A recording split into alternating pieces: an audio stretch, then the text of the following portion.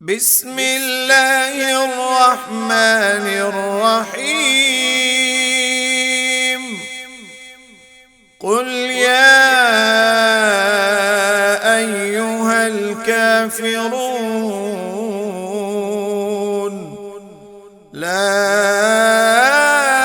أعبد ما تعبدون ولا أنتم عابدون ما أعبد ولا أنا عابد ما عبدتم ولا أنتم عابدون ما أعبد لكم دينكم ولي دين.